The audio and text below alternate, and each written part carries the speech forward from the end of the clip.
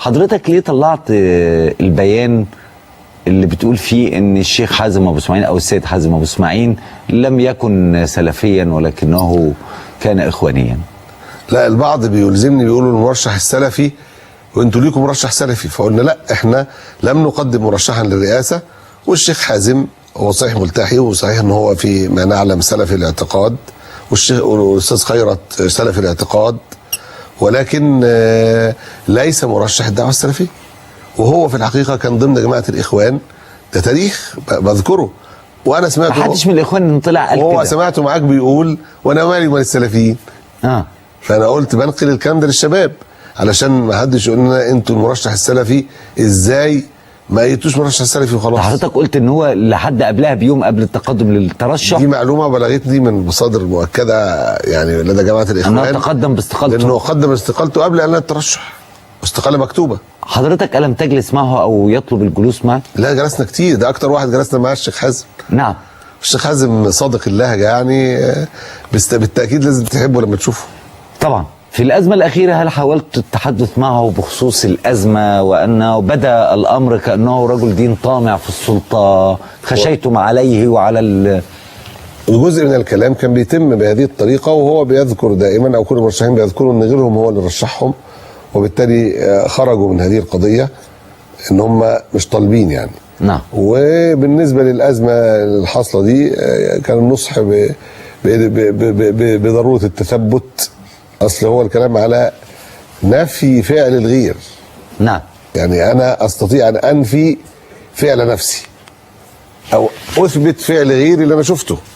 نعم. او اقدر اقول الاستاذ خيري خلال الساعتين اللي قعدت معاه فيهم ما قالش الكلمه دي او قال الكلمه دي. نعم. لكن اقدرش اقول الاستاذ خيري الصبح عمل ايه او ما عملش ايه. ففي جزء، ولو كان الانسان قريب مني، يعني انا اولادي غايبين عني دلوقتي، اقدر اقول انا ابني ما عملش الحاجه الفلانيه، فانا بقول. بس ممكن ابنك ياخد جنسيه ويقعد سنوات لا تعرف، ويسافر وياتي ولا تعرف. ممكن يكون يخبي عليا عشان يتكسف انه يقول لي انه عمل حاجه زي كده تحرجني. وحضرتك ممكن تخبي على ابنك انك تعمل ده ايضا؟ ولا يعرف بسفرك ومجيئك وذهابك وبقائك في بلد اخر؟ هقول لحضرتك ان هو الامر ده وارد ان هو يكون محدش بيحب يحرج حد تاني في مثل هذه المسألة الحساسة في شخص داعية. لو تعرف ان والدته خدت جنسية دولة غير إسلامية وأقسمت على احترام دستور هذه الدولة، وهو بيدعو لتطبيق الشريعة، يعمل له أزمة. إذا أنت متعاطف مع الشيخ حازم أبو اسماعيل؟ أنا ما بقولش إن أنا متعاطف. نعم. يعني كده أنا بقول إن ما أنا لا أرضى بإنه يبقى اتقال بالكذب. أنا ما عنديش بينات. نعم. وما رضاش بدي، وفي احتمال عدم المعرفه وارد عندي، وهو كان بيقول ان انا فيما اعلم، فانا لازم احترم هذا القدر. نعم. وما ارضاش برضو بان حد يتهم بالتزوير بمجرد ان هو كان له تاريخ مثلا غير مرضي قبل ذلك، يبقى هو اللي يلبسها دلوقتي. نعم. انا اسكت في هذا واقول المخول يعني الفصل في هذا هو اللي عنده الوثائق، وهو اللي عنده، وهو اللي يقدر يدافع، والطرف الاخر هو اللي يدافع عن نفسه ويؤدي ويستطيع تقديم الوثائق التي تثبت غير ذلك. فانا الموضوع ده لا افصل فيه. اذا كان الشيخ حازم اخوانيا تنظيميا واسمه كان موجود في الجماعه، بماذا تفسر منذ اعلانه الترشح هذا الالتفاف السلفي حوله؟ الهيئه ومدح الكثير من الشيوخ السلفيين. نعم. الهيئة اللي هو اللحية والخطاب الإعلامي عالي القدر حول قضية الشريعة. نعم. ده أسعدكم في جانب؟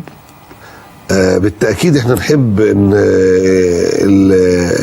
الأمة كلها تبقى ملتفة حول قضية الشريعة، بس نحتاج إلى فهم الحاجات اللي أنا قلتها علشان نعرف يعني إيه الشريعة.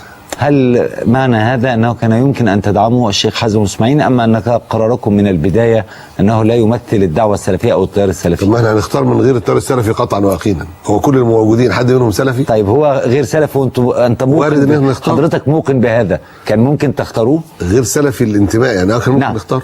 كان ممكن تختاروه. بس احنا الأمر ده احنا قلنا مأجلينه لغاية انتهاء اليوم 26 هنبدأ نتكلم.